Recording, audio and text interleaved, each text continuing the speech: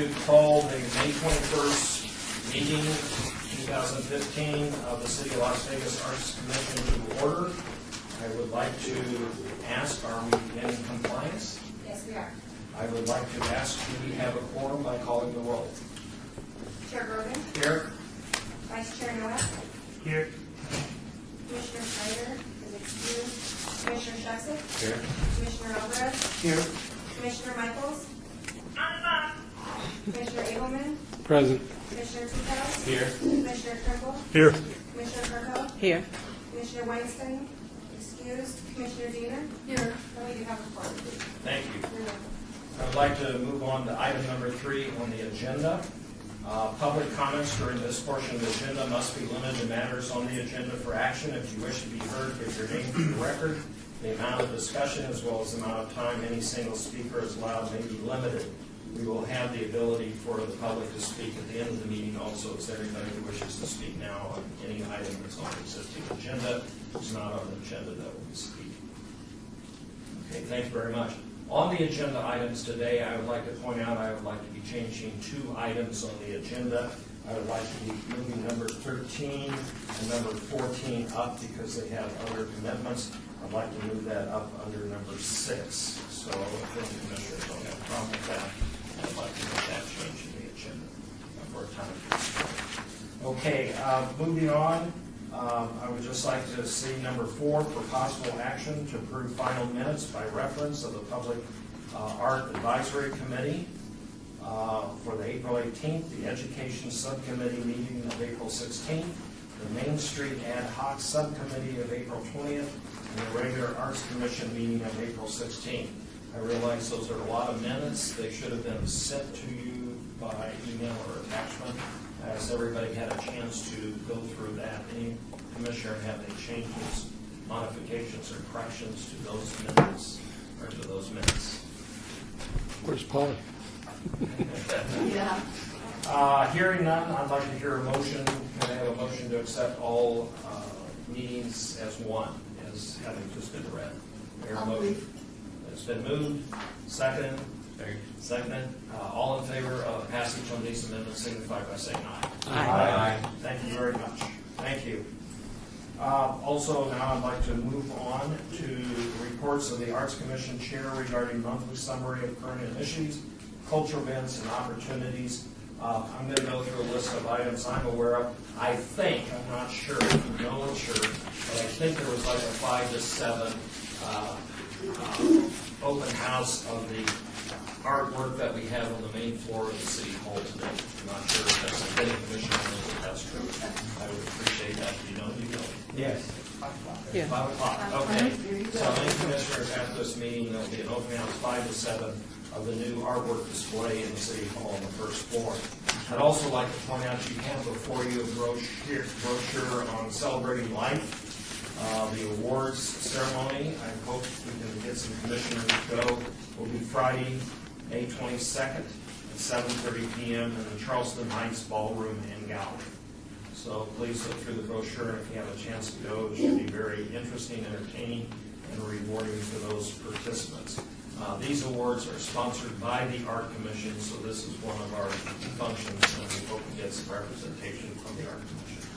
Also, that we have the Desert Companion has a focus on Nevada photo contest showcase. That's going to be Thursday, May 28th to Saturday, August 22nd. There's a reception and award ceremony on May 29th from 2 to 6 to 9 p.m. at the Fifth Street School in the Mayor's Gallery. So anybody interested in that photo display should attend that one.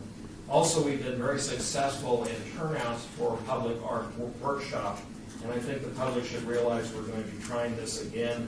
We're going to have Mary Lucking will continue discussions related to working in the public art field. That will be on June 20th, which is a Saturday at City Hall. Point out it's not going to be at the Fifth Street School, but City Hall on the first floor between 10 a.m. to noon. Las Vegas artists and others are invited to attend. This is a free presentation, and we've had great turnout from artists who want to get into the public art field. We have the Nevada Watercolor Signature Member Exhibit. That's up through Saturday, May 23rd, so if you haven't seen that, that's at the Mayor's Gallery at the Fifth Street School. And we have another showing at the Chambers Gallery, which is called Coupled Artwork Created by Married Couples. That's Thursday, May 21st to July 16th. The artwork that's featured are artists who are married, united, or coexisting with another artist. I can't wait for the art display of divorce. That should be interesting. Anyway, moving on. Do any commissioners have any additional things they want to bring up? Commissioner? You always do, so we'll always. The university's got stuff going. Good. Friday, June 12th, coming up, will be a reception for an exhibition called Basin and Rain. It's a group exhibition of artists that have dealt with somehow the first Michael Heiser's Double Negative, and also the basin where the city is located, just to bring people who see the exhibition to bring an awareness of what that is, what Double Negative is, and maybe impart some of the significance of Michael Heiser and what he's been doing. The second exhibition that's at the Donna Beam Gallery. The next one is at the Barrick. Will open the next Friday, the 19th, and that's the Vogel collection plus new acquisitions. We've had some very generous artists give work to the museum, plus the Dorothy and Herbert Vogel collection will be up. So that reception will be that Friday, the 19th. So you are all invited. Thank you. Thank you. Thank you, Commissioner. Anybody else? Yes, Commissioner. I have a few things. Thank you, Commissioner Grogan. Punk Rock Bowling is this weekend. It's a big music festival for punk rock aficionados. Will happen Friday, Saturday, and Sunday in downtown. And they are opening the event tomorrow with an art exhibition at the Golden Nugget beginning at 5 o'clock. Life is Beautiful, I got an update. There will be a call for artists coming out in the next few weeks for their Arts Motel. That's part of their review that they're doing down there. Pretty excited about that. They just announced their lineup a few days ago, and it's pretty epic. Stevie Wonder is headlining, so for those who are a little older than 40. And then on Friday, May 27th, Zappos is sponsoring the Ride Shop event downtown. Skateboarders from all around the world are going to be downtown, and I'm sure Commissioner Abelman will be down there, his longboard. So pretty excited about that. So that's all I have to say. Thank you. Any other commissioners have anything else to add to the record of events happening in the city? We always appreciate hearing about these things because it shows that we're a diversified culture and that we should get out and go to some of these events and enjoy them. A couple others that I would just bring up is that the 7th Annual Fiesta Filipino is on May 30th, Saturday. That's 10 a.m. to 6 p.m. That's at the Sammy Davis Jr. Festival Plaza in Lorenzo Park. There's a small dollar admission to that. And then for people into exciting wild, says, I can't top the punk rock thing, I'll try. Dynamic Trombone Quartet, June 6th at the Charleston Heights Art Center for all those involved in wild trombones. That's all I have on that. Any other commissioners? You know, I will mention something that it has changed. First Friday is changing their footprint, and I think we all should be aware that First Friday is a very important thing that happens in the city, and they are changing their footprint. So I think it's something to be aware of, and you can reach out to First Friday, or I can answer any questions that are general if you want. So. How is that? How are they doing so? It seems that it'll be north of Charleston, and basically go down Boulder Street, and then up first, down Coolidge, and then I think they'll be utilizing some of the parking lot as well. So not south of Charleston. So it won't be south of Charleston. So traffic flow across Charleston. It'll be an interesting activation, and it's a very important conversation to have at some point, but it's not time or place right now. But it's important for us to know. Hey, appreciate that. Thank you for the update. Moving on in items, I'd like to ask Diane to bring us up to date for anything happening from the Office of Cultural Affairs. Thank you, Chair Brogan. Just a few items because several of them are going to be mentioned further down the agenda. So just a couple of things. On April 16th, as you know, we had Dan Corson come and give one of his artist lectures, and we had over 40 people show, which was great. And it was a very diverse group of people. So I think we've done a really great job in getting the word out to a lot of different types of audiences. So we've gotten some really great feedback from artists about his talk. And also the Public Works has a new project that is technically not an art project, but every city applies for a designation for bike usage. And it's based on bike lanes and so forth. And the city of Las Vegas is trying to elevate what it's like gold, silver, and so forth. They're trying to elevate it a little bit higher. I think it was bronze level. So they were asking for ideas of how to increase bike awareness and bike ridership. And so our office has volunteered to give a public art tour of downtown public art via bike. And so they're putting that on their list of items for this coming year. So I'll let you know when that's going to take place. And that's it. I think everything else is covered further on down the agenda. Okay. I always forget to remind people in the audience as commissioners, but the clerk's office will stamp your parking pass before you leave. Make sure you get that done if you want free parking. Right now, again, as I said, I made some agenda changes. I would like to move towards the end of that and take agenda item number 14, which is going to be a report by Ms. Fawn Douglas of the Las Vegas Paiute Tribe. And if you would come up, please identify yourself, and you're going to do a PowerPoint. That's the place to present to everyone. Yes, here. Okay, so well, before this meeting, I thought I was nervous, but I think I'm more anxious and excited to be here before you guys and to talk about my tribe. And I'm from the Las Vegas Paiute Tribe. I'm involved in the Las Vegas Paiute Tribe. I'm one of the 56 tribal members. It's 56 now. Right? 56. And I'm also a descendant of the Muskogee Creek, Cheyenne, and Pawnee. I'm a student at UNLV. I'll be graduating this December. And I'm also the facilitator of the Las Vegas Paiute Arts and Recreation. With the Las Vegas Paiute Arts and Recreation, we've been established for about 2 years now. And in the past, we've always asked visiting artists to come through. We've had a few really great workshops. Laura Zoller, she came through to paint feathers with our community. And it's not just limited to the kids in the community, the adults get involved, and anybody who lives on the colony downtown or the Snow Mountain Reservation. We've had Juan Nunez, Beth McCall for creating characters, stamp art, as well as the 3 Bad Sheep. They came through. That was really fun. We had a big outpouring of people for that event. And we also got involved with the Life Cube. I actually met Scott Cohen and Caitlin Seville here when they were promoting their Life Cube event, and we got involved, and we had the community come through and paint some of the tapestries and get into that event. That was fun. And one of our very own tribal members, Theodore So, he's also a comic book artist. He created the Captain Paiute, the Indigenous Defender, and he did a comic presentation with the kids. Everybody really loved that.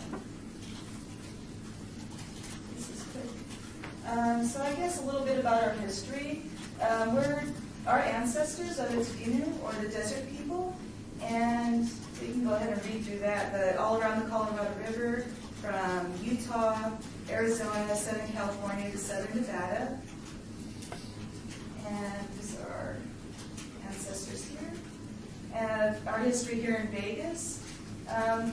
We established the Las Vegas Paiute Colony downtown on December 30th of 1911. Ranch owner Helen J. Stewart deeded 10 acres of her own land to the Paiutes. And we established the colony from there. When the settlers came through, we were kind of pushed out different ways and had to be laborers in our own land.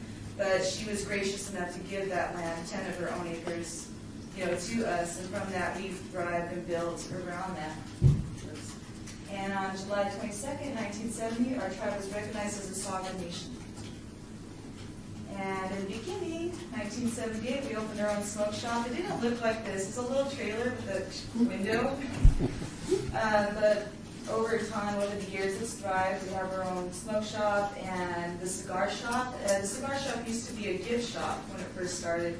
And then in the 80s or 90s, it turned into the cigar shop that you see today, which happens to have the largest walk-in humidor in Southern Nevada. Another part of our history, we have our Snow Mountain Reservation, which is located just 5 miles outside of city limits now. It's really close. We're right there outside of Durango. And we have our gateway that leads to Snow Mountain. It leads to our other tribal businesses, the Paiute Resort and the Snow Mountain smoke shop up there, as well as some residential. We have about 10 homes that are right across the bridge, and our powwow grounds, which I'll get into in a little bit. Here's a picture of our Snow Mountain Smoke Shop that opened in the 80s. It's also a gas station. It has the cigar room inside as well. And here's a picture of our Paiute Golf Resort. In 1995, the Snow Mountain Course opened, and the year after, Sun Mountain Course, and 2001, our third course, the Wolf Course, all peak dive design. We also throw events there, weddings, ceremonies, conferences, and we have a bar and grill, as well as a pro shop. And we have our tribal council. Currently, our tribal council consists of 7 members that are elected in every 2 years. Council members Curtis Anderson, Lucille Campa, Deborah Faria, Kevin Mike, and Marla Keith, and Vice Chairman Chris Spotted Eagle. And I'm really happy today because we actually have our chairperson here, Benny So, who decided to come along. And I wanted to introduce him to you, and he can talk a little bit more about our tribal council. Good afternoon, everybody. First of all, I want to thank the Arts Commission for letting me come in today and just give a brief little welcome to you guys and let you guys know about a little bit about our tribal council. Well, basically, as you know, how the city council runs here in the city of Las Vegas, our council basically runs the same way. I run the day-to-day operations for the golf courses, the Snow Mountain golf shop out there. We do the smoke shop here downtown. We also have a clinic, CDC, Child Development Center, which is probably one of the best urban child development centers here in Nevada, Southern Nevada. We also have a small clinic that services not only our members, but the urban tribal population here. We have a user count of a little over 2,500 people that utilize our clinic. You know, it's a non-ambulatory, Monday through Friday. Has the medical, has optometry, dental, behavioral health services, social services, and all that. Like I said, I'm responsible for the day-to-day operations between those, and it's good to have a vice chairman like Mr. Spotted Eagle. You know, he comes in and we kind of sit and delegate things. You know, the importance of tribal government. You know, speaking about the government, you know, we're very happy with the city and the way the city treats us and the way we've established a relationship with the city. At once, you know, a while back, it wasn't so great. You know, we worked very hard to get those and bridge those gaps between the city council here and our government there. Once we were kind of looked at as a government within a government, and you know, as time moves forward, you know, working with the city, working with everybody here, we're now proud to bridge that and be recognized as a government to government relations. So again, it's just kind of like a little brief thing about the Paiute tribe, and thank Fawn for letting me come in and say a couple of things. Appreciate you guys' time, and thank you. Thank you. Oh, and one thing you failed to mention was that we have our own law enforcement department as well. And now the powwow. We have our powwow coming up this weekend. I'm giving you all a flyer. I had a video up, but darn, it's not going to work. But I guess we'll just have to see it in person. So anyway, Saturday we're having our one-day powwow, and our grand entry or the parade of dancers is at 12 p.m. Usually lasts about 45 minutes to an hour, and then we break for dinner at 5. It starts up again at 6 p.m. So 12 to around 10, maybe midnight, depending on weather. That's how long the powwow lasts. Admission's $5, free parking, and it's not that far from Vegas. It's just 5 miles outside the city limits. And if you've never been to a powwow, it's a very spiritual event. I mean, people go into this circle, it's like a prayer. I used to dance in the powwow circle. My dresses, I need a new one, or else I would still do it. But I used to do the jingle dress, and that dance itself is a prayer. So when you go out, you're not just dancing for yourself, you're dancing for others, you're dancing for people who can't dance, for the elders, for the children, and to put that positive energy in the circle. So when you see the parade of dancers to the grand entry, you're just feeling this energy of all these prayers, all this good positivity, and, you know, dancers in colorful dress. You have people not only from our tribe, but from other neighboring tribes, and people coming from Arizona, Idaho, California. Some of the best dancers from the Southwest are competing in this powwow. So you see different levels. You have the fancy shawl dancers, jingle dancers, traditional dancers, the men's fancy dancers. I don't know if we have any hoop dancers this year, but that's always a really amazing thing to see as well. But you have about 8 different styles of dance. We also have the gourd. Are we on the salt or the bird singers? No, bird singers no. No? Bird singers will be an exhibition upon arrival. Oh. And I think gourd as well. Gourd will be kind of exhibition. Gourd is it's an old style dance, you know, and it's a custom for leaders, you know, veterans and people of that stature. So you get them all from young age all the way up to the older adults and stuff. And it's good to see the little kids get involved with it, and they get to really get into their culture and stuff. And gourd dance is not really specific to any tribe. You know, it's just an honorary song. You know, it's an honor to have them come, and it goes along with the morning blessing that comes. Vice Chairman Spotted Eagle will be doing the morning blessing at 5:30, but to continue that blessing on throughout the day and through the circle, they invite gourd dancers to come out there and participate. So it's an honor to be considered, you know, a gourd dancer in the Native traditions. And we continue to honor the veterans and our elders throughout the entire celebration. Our color guard consists of veterans that bring in the flags, and they do the ceremony where they shoot to the 4 directions during the powwow, and there's a moment of silence. It's really a beautiful thing to see. If you haven't, you know, had that chance to experience that part of our culture, I really implore you to, you know, check it out, because it's really something. And I had a video, but you guys are gonna have to see it in person. And other things that we have going on, I'm a big fan of the 18B. I really love the Arts District and that wonderful people here. And now we're part of it. Last month, I joined with the Reclaimed Arts Center, and I did a couple of events where I was teaching the Dreamcatcher. It's not just limited to tribal people, it's for everybody. It's to share my culture with other people that don't really necessarily know about it. So when we're talking about the Dreamcatcher, they're learning about what it means, what it represents, what the history is, and so forth. And the past Tuesday, I taught how to make your own medicine wheel. And right now you have the Lakota medicine wheel pictured here. But every tribe, every culture is so different. Everybody has their own type of medicine wheel. And I'm going to teach it again next Tuesday, and I'll be having Tribal Tuesdays coming up throughout the summer as well at Reclaimed.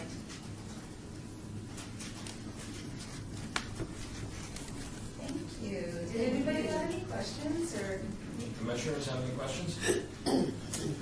I appreciate your coming in, and thank you, Chairman, for attending today. Just keep us in mind if there's anything that the Art Commission or the Cultural Affairs Department can interface with the art, with the Paiutes. We would appreciate being involved. Yeah, that'd be wonderful. Thank you. Thank you. Thank you for coming. I have one question. Okay. Vice Chair. You were talking about how it's going to change for First Friday, everything that's south of Charleston. Right. What's going to happen with the galleries that are south of Charleston when everybody is north of Charleston? Because I know Reclaimed is there, so that kind of just popped in my head. One of the big questions was about Reclaimed. Uh-huh. You know, how Reclaimed and City of the World and Glam Factory. So we can talk about that later, because I want to find out more about your stuff. So, you know, I'll give you my card, or, we know how to get home. Yeah, whichever. definitely. Yeah, All right, thank you, everybody. Did you get your I sticker? Did you? think Diane's here.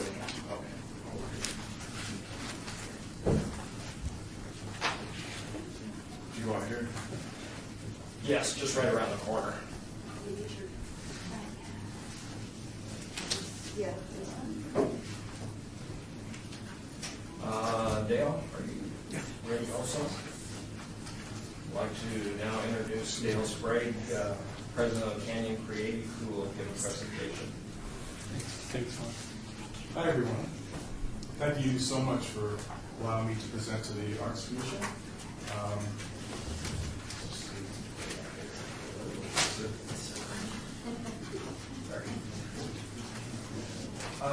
Just so I can introduce myself, I'm Dale Sprague, co-founder of Canyon Creative. We've been in business for 19 years in Las Vegas, and we're a design and advertising agency. It starts long ago when I was 5 years old when I first started to draw and paint, and I'm a painter. I started painting when I was age 7, and fortunately I was fortunate enough to have private art lessons for 7 years. Went off to college and studied graphic design and fine arts. Through a lot of different ways, came back to Las Vegas, and we consider our home. In 2006 or 2004, I joined AIGA Las Vegas. It's the Professional Association for Graphic Design. It's an association over 100 years old, and in 2006 I was president in 2008. And under my watch, we actually branded ATV. Our sister. I've heard. Which was really a great program. So enough about me. Art Pop was introduced to me about a year and a half ago by a woman named Wendy Hickey, and she works for Adams Outdoor in Charlotte, North Carolina. A really good friend who works there. And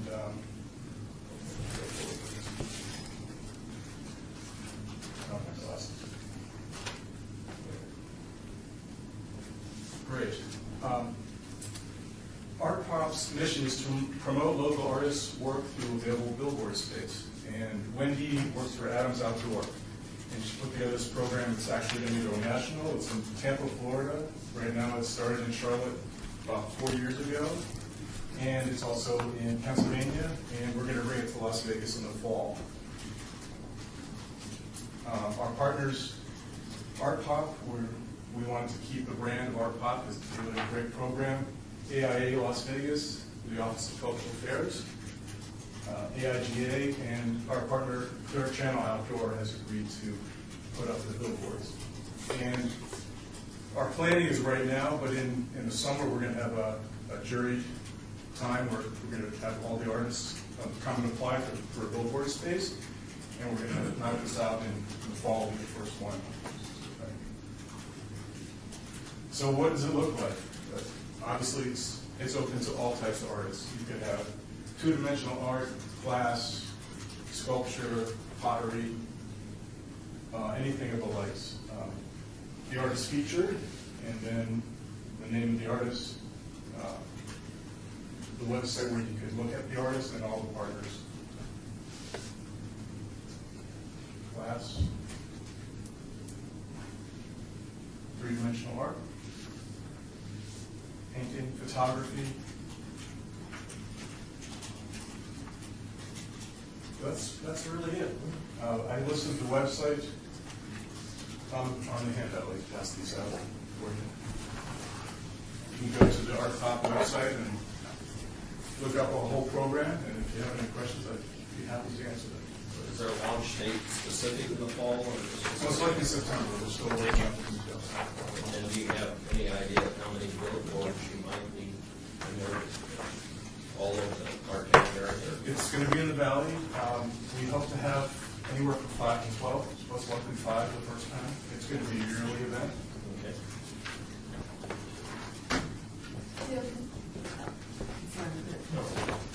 For artists to contact you, just go through the website.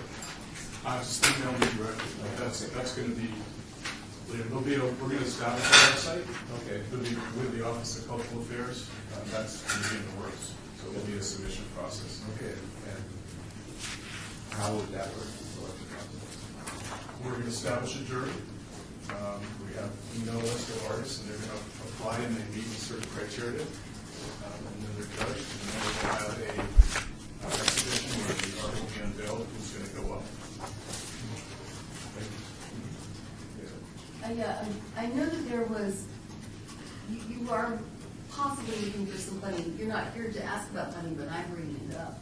Because the last time I looked at these emails, and Dale did approach us, and we thought, this is a pretty cool idea.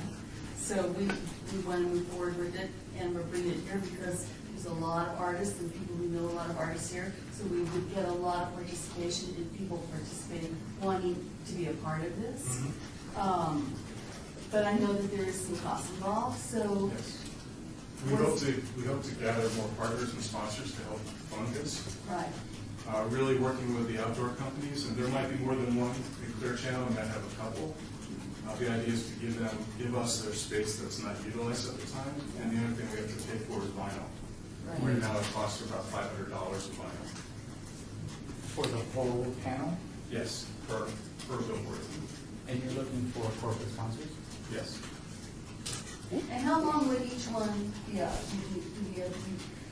Haven't determined that. Okay, so it's in the nascent stages. Correct. We just wanted to make sure everybody in the Arts Commission was aware, and so, because I know a lot of you know artists, and we'll keep pumping this information out to all the commissioners and. So we'll put out a press release. Absolutely. We hope to get participation by TBS and KNPR and the likes and any other, the weekly, and we hope to get some nice press and some corporate sponsors. What's the end goal? Is it to raise awareness for art in the Yes, community? it is. Or is it to raise awareness for artists, or all of the above, or what's Our the mission? is to raise awareness. It really promotes the artist. Gotcha, so it's promoting that artist. Absolutely. There's really no other mission other than that. And it's a pretty cool way to do it, really. It's amazing. Yeah. It's a great program. It's in the second year in Charlotte. They had over 250 entries for, don't quote me, 13 to 18 billboards. Hugely popular. It's all over the press. Tampa just launched. It's going really well. So they had 130 submissions for art. What is the criteria for submission? In other words, what does the artist have to have Well, it done? has to fit within the format, obviously, but there's some criteria that says no vulgarity or anything like that, but it's really open to the public, it's open for interpretation. It's not, it just has to be horizontal, basically. Okay.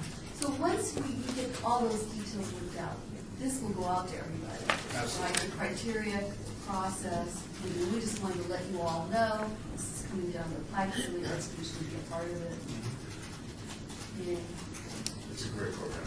We're excited to bring it to Las Vegas. One more, I'm sorry. Sure. So you have the billboard, the artist, whatever artist is selected, and then do they have an exhibit, or is that it? Or We're is going it? to have an unveiling of the winners, so we'll have an exhibit before the work goes up. Of just the billboard, but not Just the ones all that of their win. other works? Okay.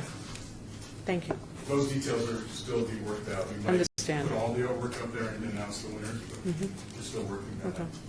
So if anybody has sponsorship ideas, they should go and do that. Please.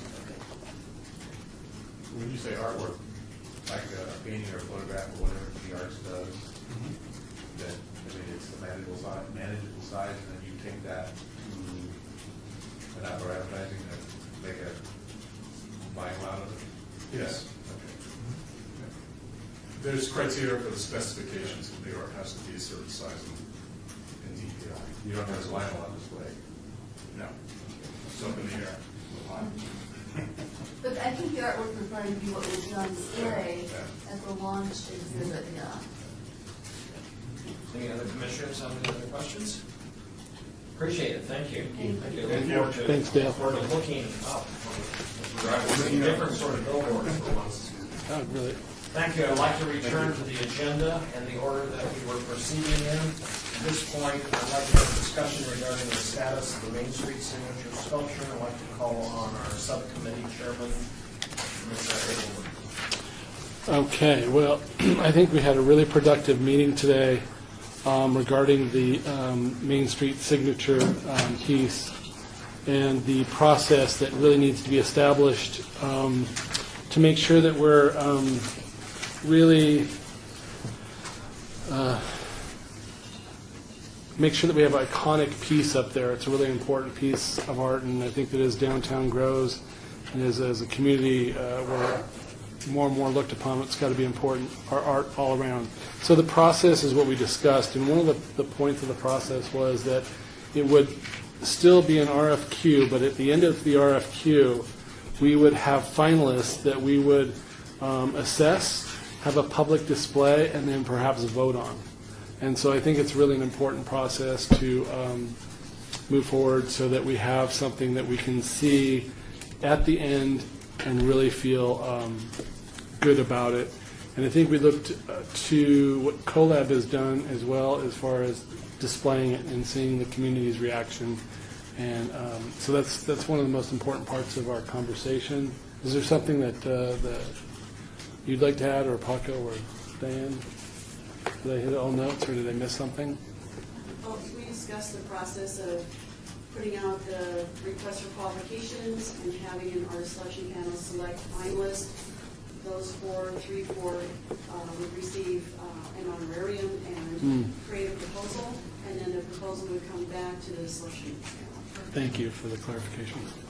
And I like that idea. It was nice, and then we would also encourage whatever artists that participate to possibly work with some of the businesses in the area to get the feel of what they would like to see what they're doing. Yeah.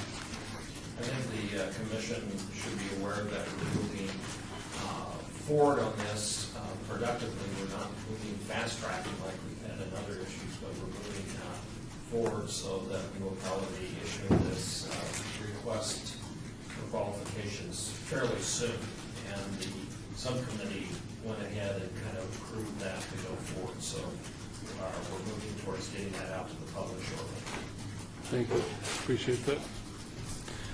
We also discussed the future of Main Street and Commerce as well, as far as identifying the paths. We want those kind of paths to be identified for future sculptures.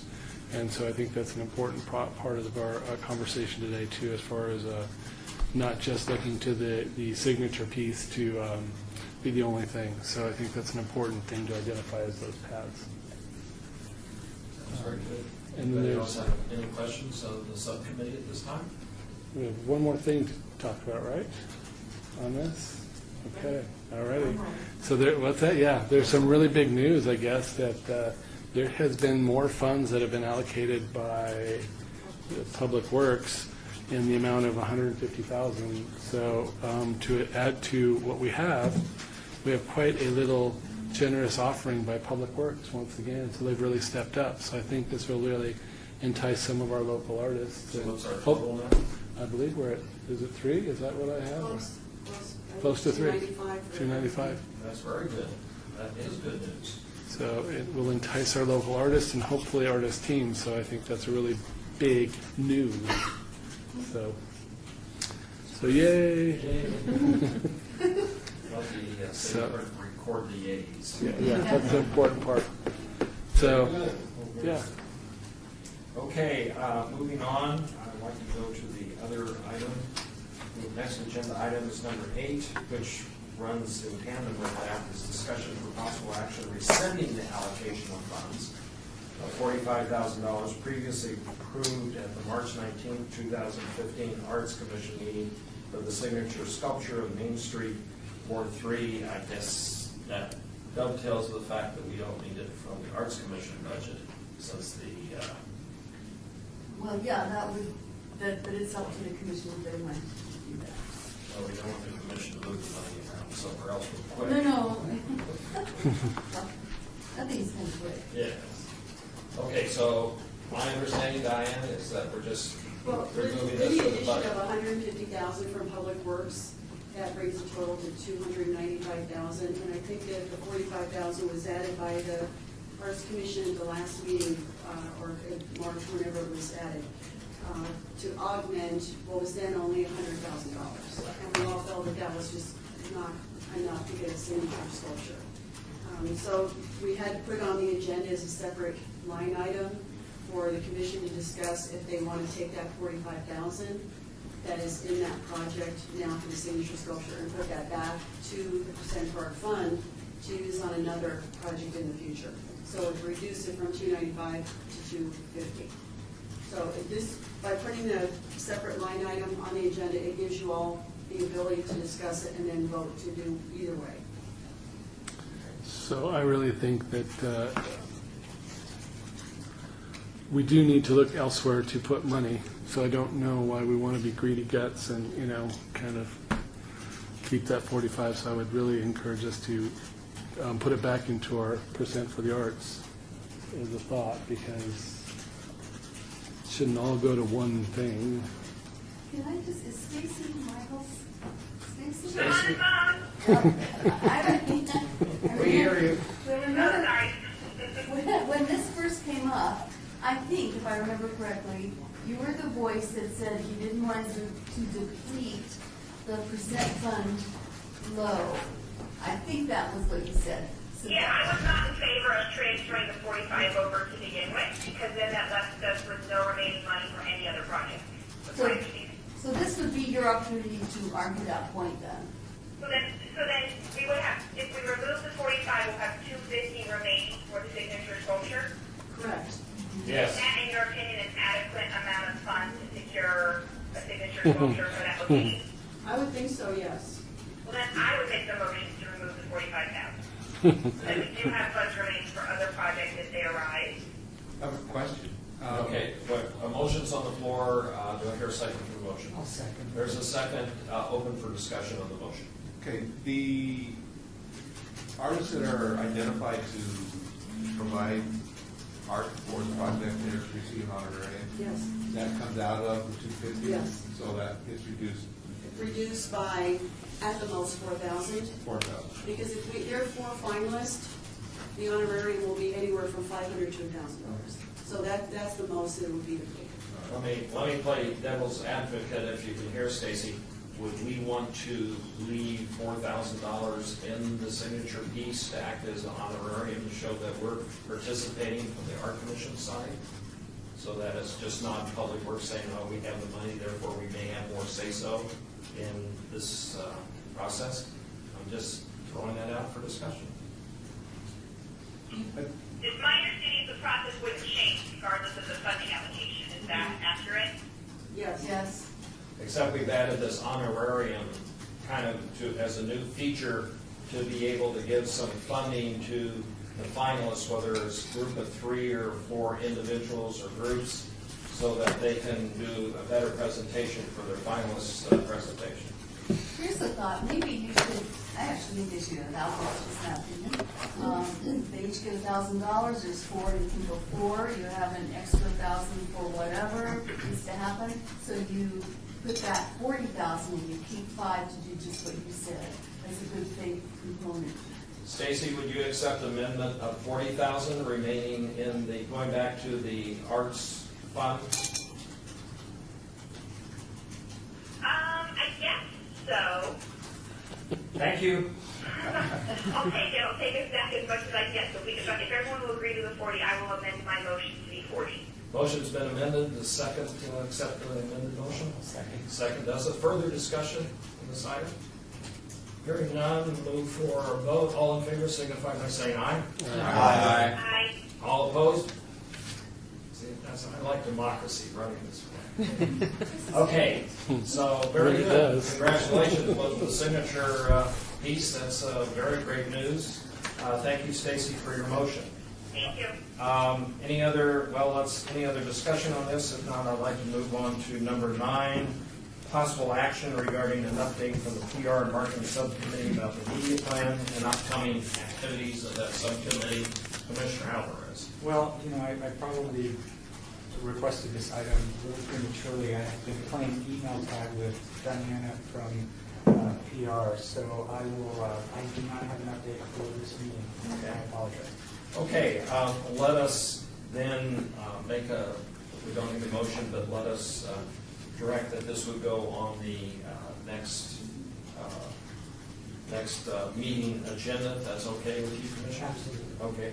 Also like to point out that I think we've been working on the media plan, and I, as chairman, and maybe a couple artists are going to be interviewed on June 1st by the local Las Vegas television station to talk about art. Just throwing that out. Again, that's come out of your subcommittee, by the way. So we're doing that part of it. Let's see, moving on to item number 10, discussion for possible action regarding the art concept entitled Rhythm and Hues for the public art project of the Charleston Heights Arts Center, no physical impact, Ward 1. Thank you, Chair Brogan. I would like to introduce Denise Dwart. And Denise was the artist we selected for the Charleston Heights Arts Center project. And she is going to pass out her art concept for you all to review. And she is going to discuss this project. Thank you. Very good. Thank you very much for allowing me the opportunity to present this proposal. You're getting a copy of the actual visual of the concept. I'm also going to be passing around the actual written proposal. Let's split that in half. So if anyone would like to see that. But I will be basically reading the concept of the piece right now. I'm titling this Rhythm and Hues, and you'll understand here in a minute. And I didn't bring my reading glasses, so. The ceramic mural, Rhythm and Hues, I'm fine now, is inspired by the site's former incarnation as a library that has been transformed into an art center filled with music, dance, and visual art making. The mural references the marbled end papers of vintage books and alludes to the lyrical nature of the center. It uses an energetic palette with diverse rhythmic waves of color, referencing the vibrancy of movement and music with a fluid visual composition. The mural shape is the musical symbol for the crochet or quarter rest. The punctuated pause in music, drama, comedy, writing, or visual art allows us to savor the exquisite, feel the emotion, sense a transition, set the pace, or take a moment to breathe. Individual tiles will be patterned and sculpted. The surface glazes will include a depth of color with variations of contrast and gradation per the marbled design.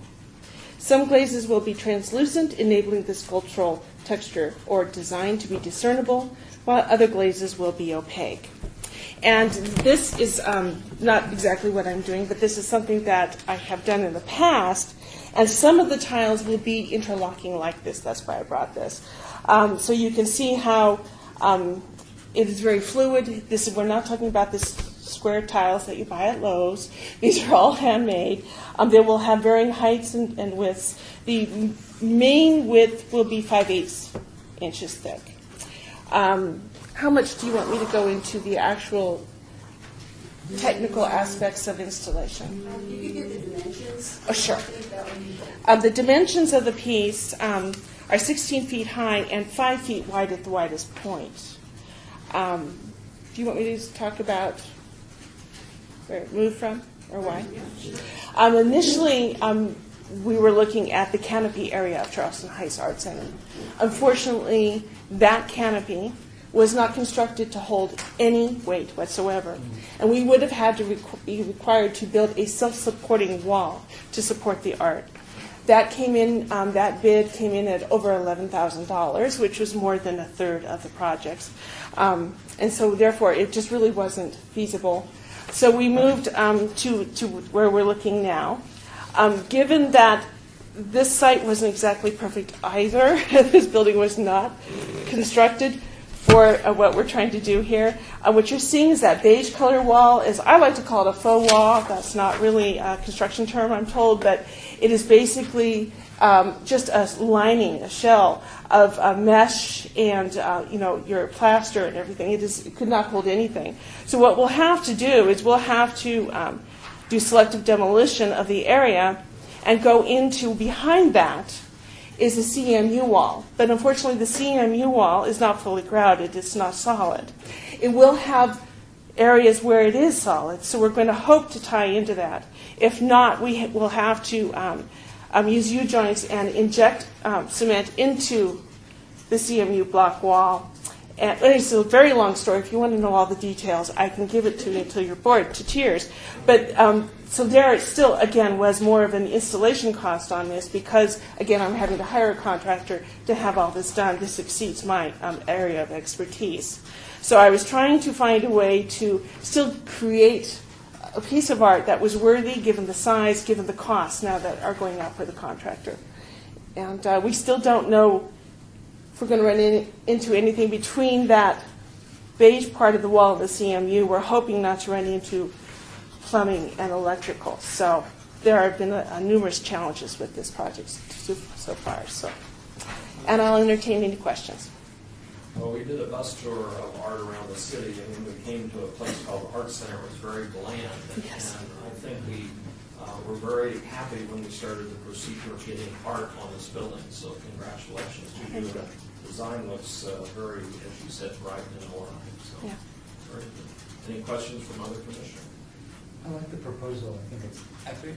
I've seen the work before and known you for a long time and looking forward to this piece. And the fact that it's ceramic, it will last forever. Low maintenance. Yeah, good luck on the installation. Yeah, I know. Holding my breath for that. I'd like to make a motion to accept this proposal as it is presented. Thank you. Okay, there's been a motion to accept I this second. art piece. There's been a second by Commissioner Abelman. Any further discussion?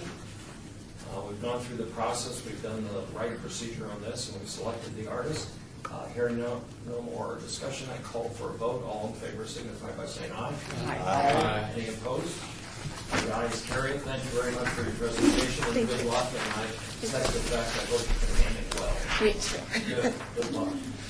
Okay, moving on to the next item. This has actually been a very enjoyable meeting because we have actually passed positive things on visual things we're going to see in the city. So it's very nice to hear about this. Which brings up number 11, possible action regarding update by Education Subcommittee of the mural project at Valley High School. No impact all works. So the mural is reaching completion. The students are busy working on it. Diane's busy buying paint and buying more paint and more paint. Anyway, long story short, we're going to have a little reception. The Valley High School is going to have a little reception on May 29th from 3 to 4 p.m. All the arts commissioners are invited to attend. I know not everybody will be able to go, but whoever can go, it would be great. And I think that Stephanie Bray, the Valley High art teacher, sent a little invitation and map out, and I think Diane forwarded it to everybody. But if you need us to resend it, just holler. What's the date again? May 29th, from 3 to 4. And I'll pass around some kind of preliminary, this is, they're still working on this, but you can kind of see, well, that's a Viking, there's a ship, They are the Vikings. So anyway, we're happy to complete this project, and it's been a learning process for the Education Committee. It's the first partnership we've done like this, but fortunately, Valley High's been great to work with. Our teachers been terrific to work with, and the artist that we chose to work with has been wonderful as well. So it's really a great project. So that's my report. Very good. Thank you, Commissioner. Number 12 on the agenda is discussion for possible action regarding public art budget for fiscal year 2016. No physical impact, all awards. What we have here is our next meeting, which is the June meeting, which I encourage everybody to attend, is our annual meeting. And usually we go off in the corner and discuss what we're going to do with the limited amount of monies we have and how we divide up the pie. The June meeting actually will be, as I understand it, in the city council chambers, which is a major visibility and will allow us to discuss everything. And I would like to ask Commissioner Diener if she has any remarks on the budget. I think what we were trying to do with putting it on the agenda today is just kind of outline where we're coming from and what we may be seeking from you all as it regards to the budget itself. I would thank you, Commissioner Brogan. Normally what we would do at the June meetings is go over the budget and talk about the following year and what we want to allocate the money for, what projects maybe weren't completed, what ones were waiting in the wings, that kind of thing. And this body of commissioners represent all wards in the city. So it's not just downtown, but it's every ward. It's Councilman Peter's ward and Councilman Anthony's ward, et cetera. So you can all come to the table and say, no, we really want a new mural or a piece of sculpture in our park, or whatever it is, you can do that. So normally in the June meeting, this is where that occurs. We'll do a year-end wrap-up. We'll talk about all the projects we've done. We'll throw in ones that are multi-years, so you can kind of see them. We'll also go over a year in review of public art, for the best public art in the nation that the Public Art Network does for everybody, and that's really great to see because it tells you what other cities are doing and how they're doing it. And then we sit down and we talk about the budget. Well, because we're moving this to the City Council chambers, which is very nice, it is very hard to roll up your sleeves, I think anyway, and have these intimate discussions in that format.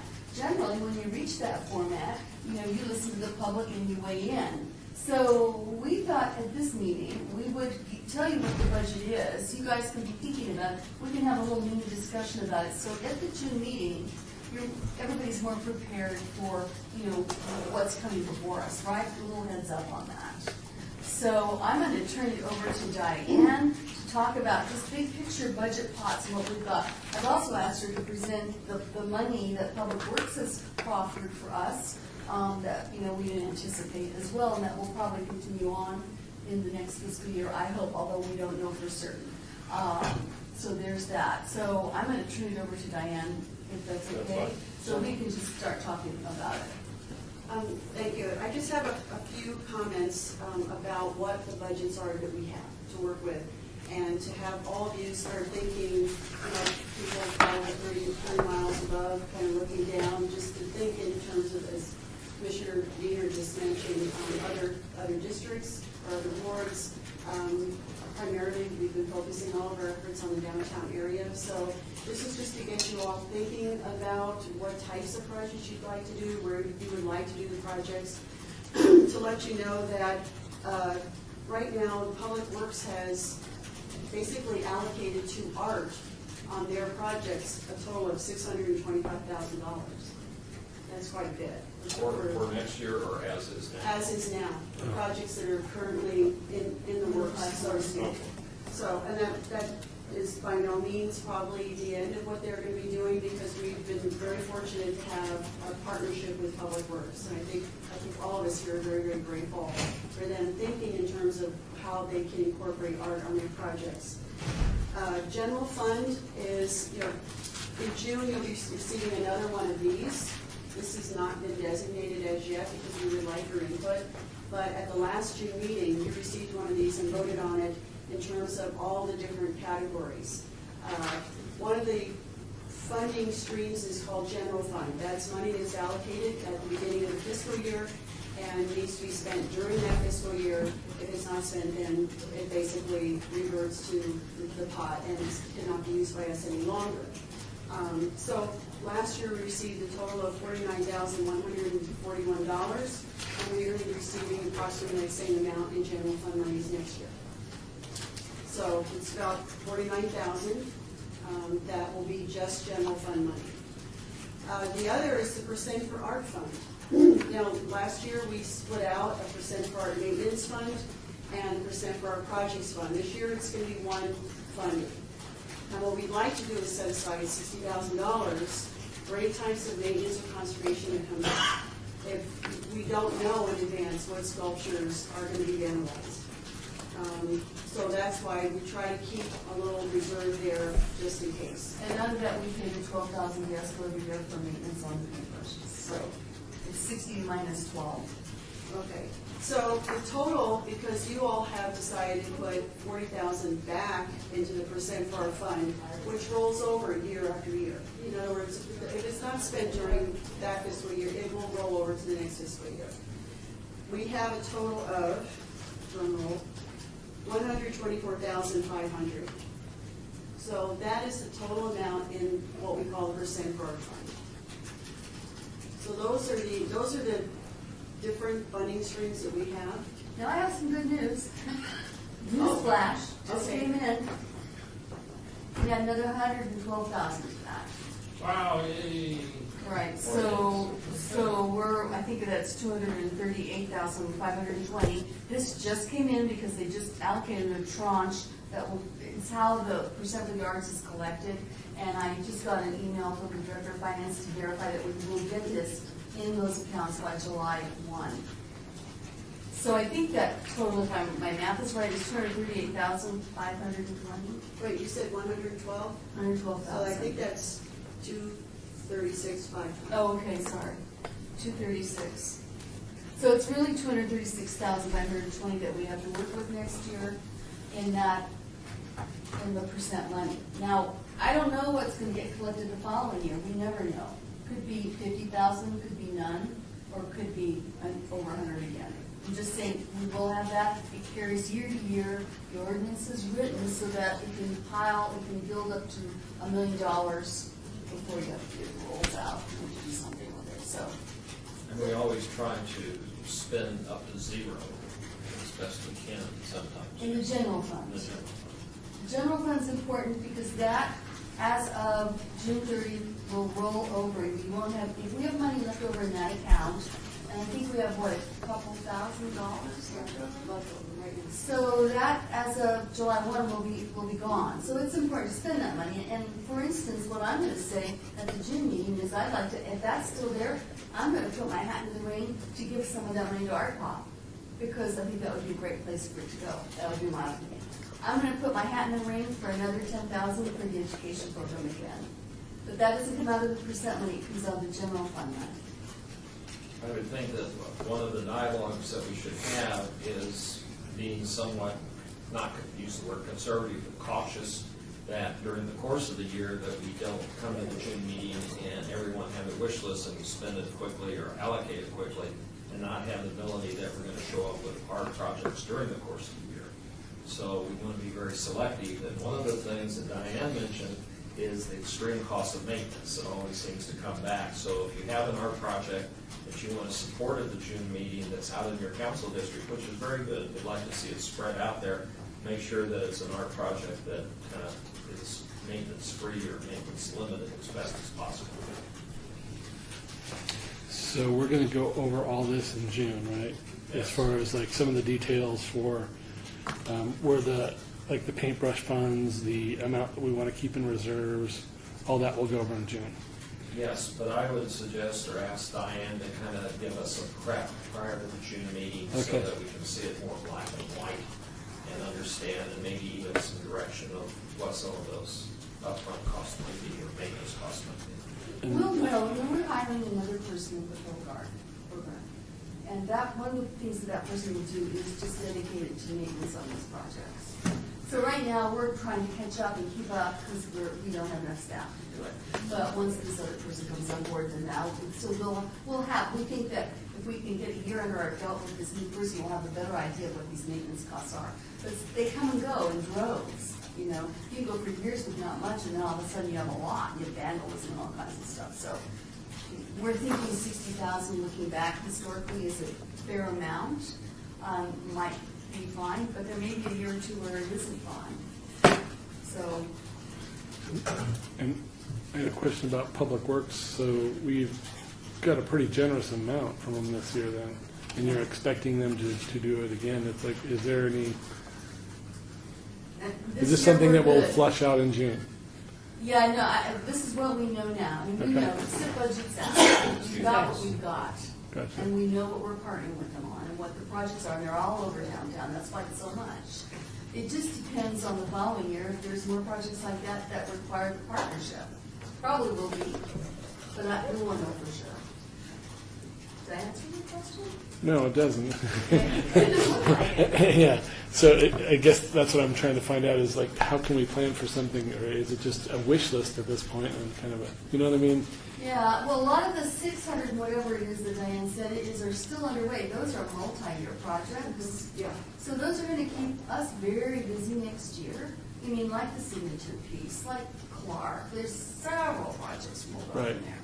So if you want to come up with brand new projects, really, you've got the general fund money, which is 49, and you've got the 236,520. Okay.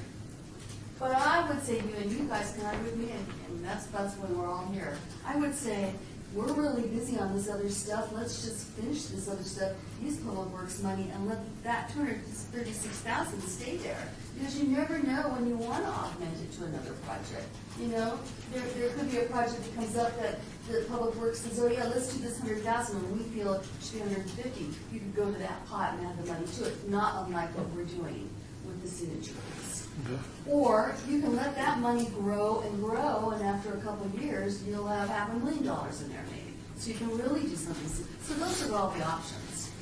You know, I've sat in the Arts Commission for 24 years, and I've seen it every which way but Sunday.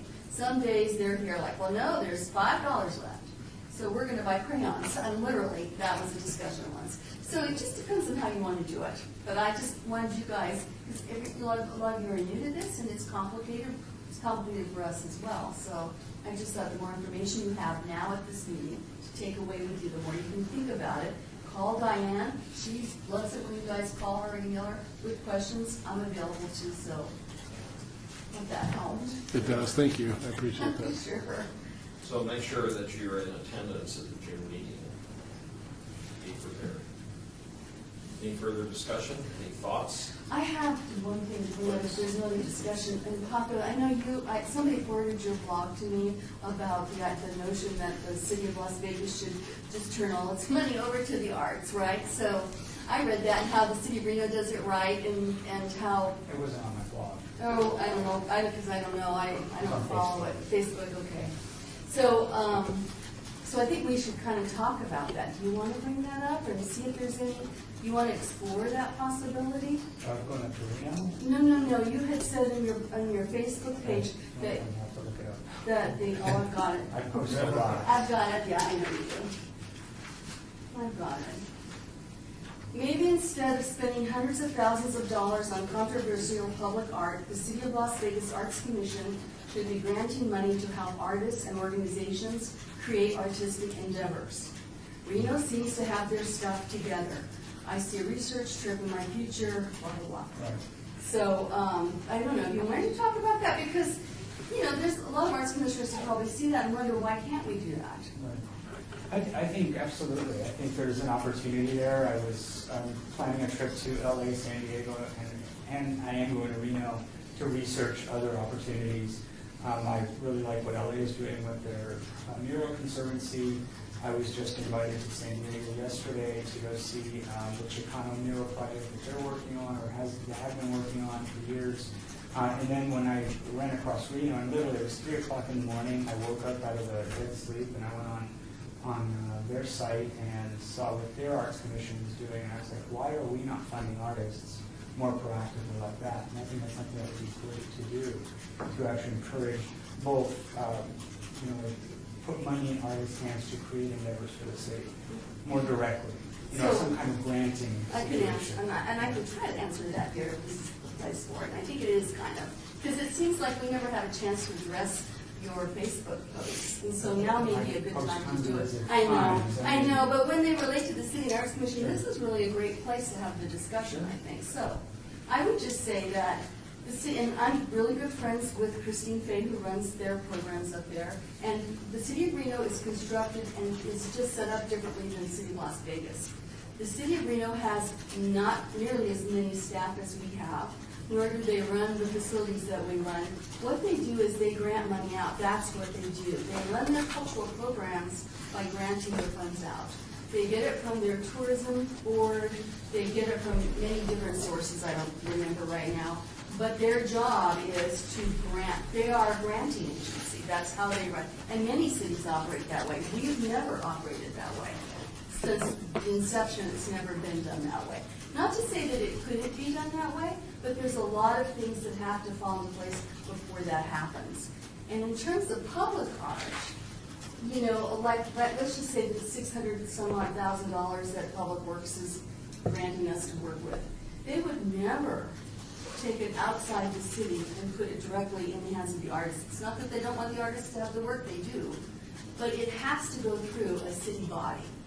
That's just how it works. They're not going to just hand $600,000 some odd dollars to a nonprofit to distribute or to artists directly. They're not going to do that. So, and in terms of our general fund money and our percent money, our ordinance isn't written that way either. We do the projects. Or we can change the ordinance. We could, yes, this commission would have to try to do that. You'd have to go to your arts, you'd have to go to your council people and see if they would be willing to revisit and change that ordinance. It would be great to put money in artists' hands to create work for the city. You know, I mean, it's you know, other cities are doing it, that's why I'd like to research that further. And So you, are you talking about percent for the money, percent for the arts? Whatever money there's available. You know, maybe not public works money, because that's more complicated, but it's something that we should definitely do some research on. You can research away. Well, let's do it. You are going to these cities. Well, as you absorb it, come back and give us reports what are happening in other cities. You know, today, for example, I brought up to the Main Street subcommittee that we have, and to mention again, we talked about it for the last 3 months, that we've had these paths that the Public Works has set aside for possible art locations. And I suggest the possibility that we select a couple of those and just try and see if we can use local artists to put art on the art paths. That might be something that we can figure out either as a grant or through the city process to do. So, you know, we don't have enough money to do a lot of granting. You know, that's our problem. And this June meeting again is going to keep us very limited to what council members think. And I think if I remember right, that you were very encouraging of getting stuff out into the council districts and other council members like Councilman Beers. So I think all the commissioners should look to their own council districts and see if there are projects like we saw in Charleston Heights, which is in Councilwoman Tarkane's area, that there are projects, and indirectly that's putting money out or granting to artists. And can I just go back to what you said about the artists putting them on the Main Street on the pedestals or the cement pads are going to be there?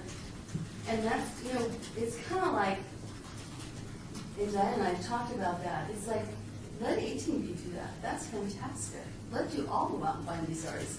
It has to come through the city process. You can't get out from the city. You can't take money from the city and bypass the city process. It's just not possible. When those projects go in the city right away, there are certain liability issues and certain things that kick in that you by law have to address. So we think that's a great idea, but ultimately you would just have to go out and get the artist and, you know, Diane will put a packet together and then you'd bring them back to her and we'd process them through the city. So they would get paid through the city, right, for doing that work. So it's kind of a pass-through mechanism. The artists are still getting the money, they're still producing it, but you just can't eliminate that step. It's not possible.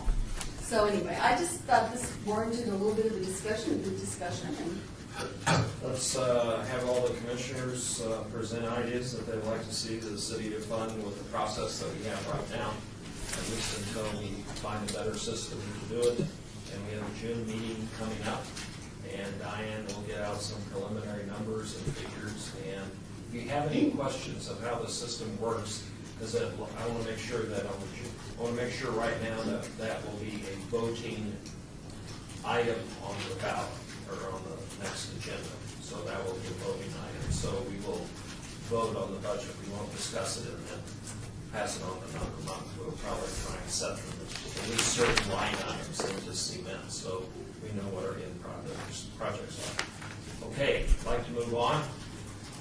We are at the point in time that we've gone through all the regular meeting stuff, so I would like to read this. Basically, I don't have to read it in full since it's a general item. Basically, if any future agenda items for the Arts Commission, comments of this portion are related to the individual commissioners. If you would like to put anything on the agenda for the next meeting, now is the time to bring that up. I would also like to suggest that we don't have any other public presentations of other artists or things for this meeting, because I think we want to focus on the budget of the meeting. So if you have anybody, defer them over to the next meeting after that, or if they can submit information, or if you have somebody who really wants to be heard, certainly we'll take packets of information and maybe allow 3 minutes if we have to do that. But I'd like to focus on the next year's budget at this June meeting. So, does any commissioner have any agenda items they would like to put on? There is one item that the ATB is going to be working in conjunction with Gorilla Cages on, and it's called Live in the District in July. And it's a pretty big deal as far as the collective component of the cages. So I almost think it needs to be agendized, and I think that 3 minutes would be enough. So We're dark in July and August. we are dark, you mean the commission? Okay, then we really, I mean. So you need to do it in June then? Yeah, because it is a July, and I think it's really a relevant project for us considering the cages right now. So it's the encompassing. Well, you'll see it in. Okay, for dark in July and August. So If you have any groups that you want to approach Diane, and we'll try and see what her time limit is. Okay. Okay. Well, no, we're talking about items for the next agenda. Yeah, no, that's You want to talk about anything? information for this meeting Oh, that just information. came up. No, please go for it. Good news. Good news for PR Marketing Committee. You want to identify what item you want to talk about? I want to, I guess, it 15. would- PR Marketing. Okay, our marketing. Item number 9, this just came, we just found this out, that the website's going live within 24 hours. So it'll be the same, LasVegasArtsCommission.org, but you might see a little change when you go there. They finally were able to get it and finish it and make it go live. So that's news that just came. Yay. Yay is right, yeah, that's a good one. Anything else? I think that was it. Okay. Any other commissioners have anything they want to put on the June agenda? Okay, hearing nothing, I would like to draw our attention to number 16, which is citizen participation. Public comment during this portion of the agenda must be limited to matters within the jurisdiction of the commission. No subject may be acted upon by the commission unless that subject is on the agenda and is scheduled for action. If you wish to be heard, give your name for the record, the amount of discussion on any single subject, as well as the amount of time any single speaker is allowed may be limited. That's the choice of the chairman. Does anybody from the audience wish to speak? Yes, sir.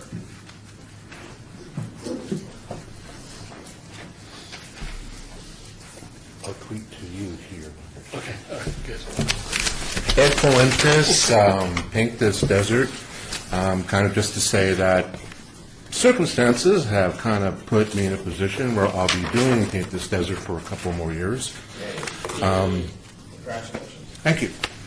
It's still an out-of-pocket expense, but some stuff came up that will keep me in town, but I'll also keep doing reporting through the desert so we can share notes about Chicano Park in San Diego and MCLA. But something that was really interesting, going back to the Benghazi comment that was reported in the paper, which was sort of said in fun, but it was talking about the controversy that goes on with artists feeling like they're being left out, but also fairly that artists have to be qualified to understand the infrastructure of public art when it's on a larger scale. But I think that sometimes things can be connected. On the City of Las Vegas website, tumblr.com, for March 19th, 2015, there's this really cool article on how your city works for you, where it talked about Stephen Combs, a skilled trades helper in the welding department, who's been with the city for 12 years. But the article was about how many of the metal plants and animals that adorn city roadways are made entirely by Stephen and his team. Since they started creating them, hundreds have been installed along our roadways. That means that all this controversy about artists not having, being qualified because they don't have the infrastructure, the city had the infrastructure. The city could have come up with maybe a small program, and I'll probably tell this to the county too, that if they had the infrastructure, they could have probably have made a small RFP or asked for designers, either graphic or public art or anybody with any level of experience, to work with this very department in the city that does understand the infrastructure of how to put something up in a medium roadway.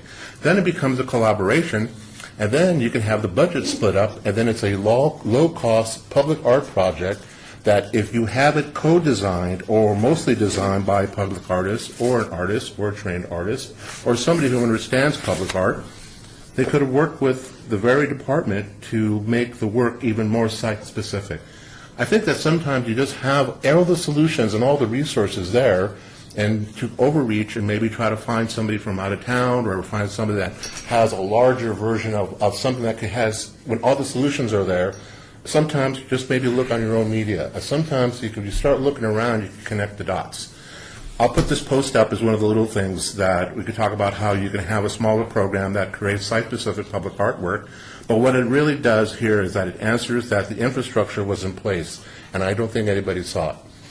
So, something worth discussing. Thanks a lot, and see you in June. Appreciate it.